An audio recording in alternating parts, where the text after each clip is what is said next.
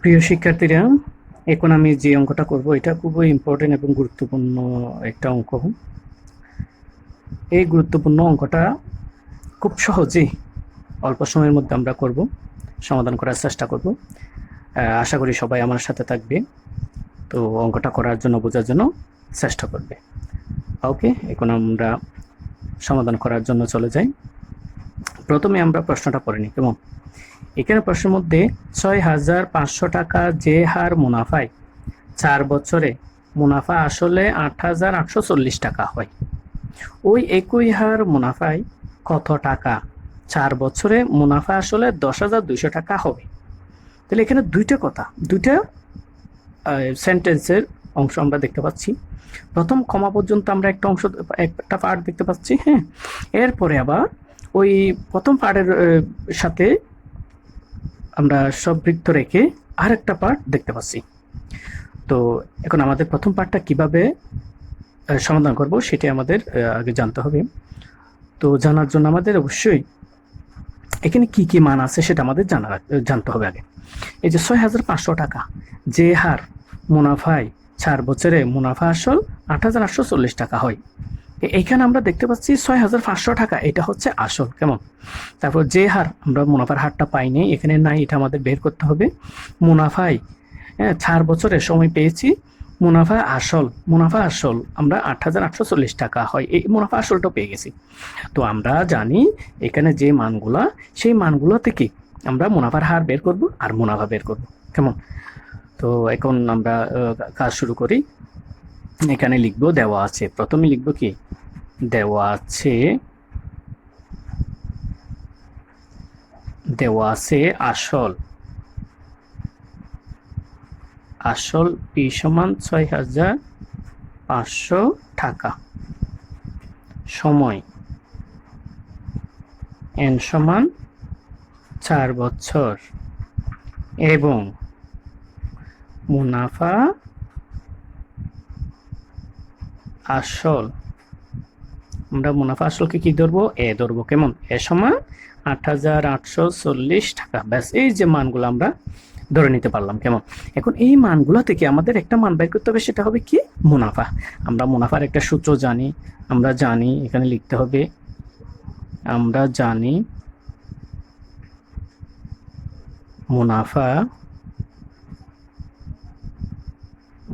মুনাফা আই সমান এ minus P কেমন। এই যে এটা হচ্ছে মুনাফা আসল আমরা কত পেয়েছি, এখানে কত দেওয়া আছে ৮,৮৪০ টাকা কেমন। আসল দেওয়া আছে ৬,৫০০ টাকা কেমন, এটা দিয়ে আছে। তো সমান সমান আমরা কত পাচ্ছি, ০ ০ ৪ থেকে ০ গেলে ৪, ৮ থেকে ৫ গেলে ৩, ৮ থেকে ৬ গেলে ২, ২,৩৪০ টাকা। এটা হবে আমার কি মুনাফা। তাহলে এখন আমরা একটা মুনাফা পেয়ে গেলাম। এখানে তিনটা মান আমরা এখন দেখতে পাচ্ছি কিনা দেখি। পির মান আছে, এন এর মান আছে, তাহলে আই এর মানও আছে, আমরা পেয়ে গেছি এখন। তাহলে এই তিনটা মানের উপর ভিত্তি করে আমরা কি বের করতে পারবো, ওই যে মুনাফার হার, যে হার, এই যে হারটা কি হার ছিল সেটা আমরা বের করে ফেলতে পারবো কেমন। তো আমরা জানি, আবার লিখবো, আমরা জানি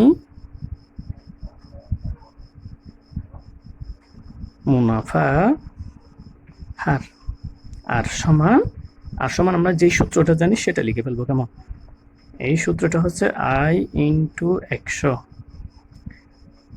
divided by P N into ১০০/১ কেমন।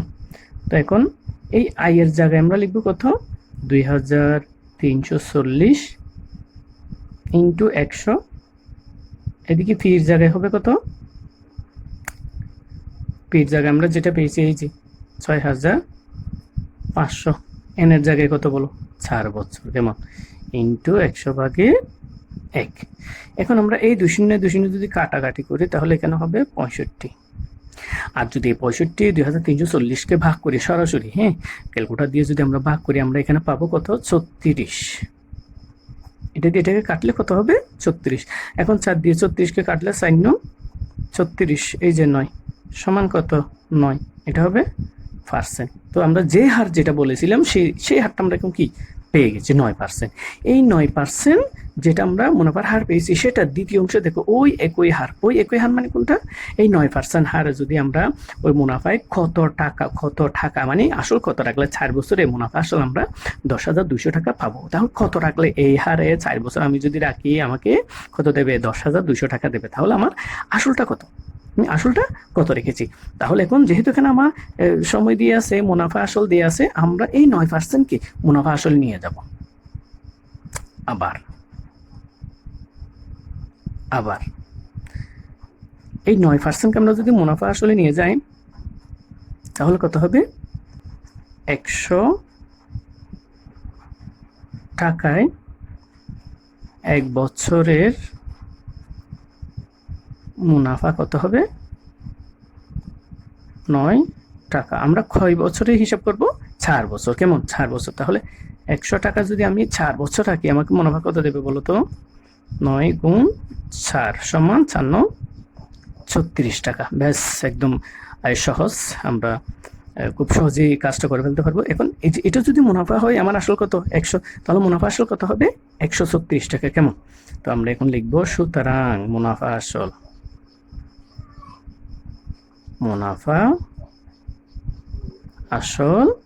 সমান 100 যোগ 36, তাহলে কত দাঁড়ায়, 136 টাকা। ব্যাস, আমরা এই যে এখানে একটা মুনাফা আসল আছে, আমরা আরেকটা মুনাফা আসল নিয়ে নিলাম।